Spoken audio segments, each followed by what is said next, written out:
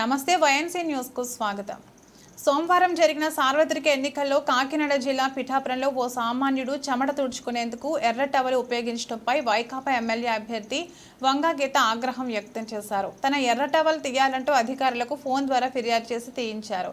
అయితే ఎర్ర టవల్ వేసుకోవడం తప్పేమీ కాదు అని జనసేన నాయకులు కొణిదెల నాగబాబు స్పందించారు. మంగళవారం గోకుల్ గ్రాండ్ లో మీడియా సమావేశం ఏర్పాటు చేసి సామాన్యుడు చెమట తుడుచుకునేందుకు ఉపయోగించే ఎర్ర టవల్ జనసేన కండువ కాదని, తమ కండువ కోసం పూర్తిగా తెలుసుకోవాలని అన్నారు. ఎర్రకండు వేసేసుకొని అల్లరి ఎక్కువ చేస్తున్నారని పోలీస్ డిపార్ట్మెంట్ వచ్చింది.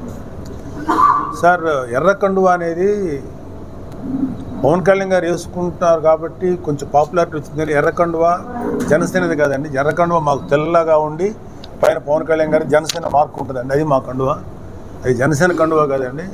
దాన్ని కాశీ తువ్వాలు అంటారు మన పెద్దవాళ్ళు. మా చిన్నప్పటి నుంచి చూస్తున్నాం. అది సామాన్య మానవుడు ఆ సెట్ దురుచుకుంటానికి సరిపోక ఎక్కువ చెమట పడుతుంది, ఈజీగా గ్రాప్ చేస్తుంది, చీప్.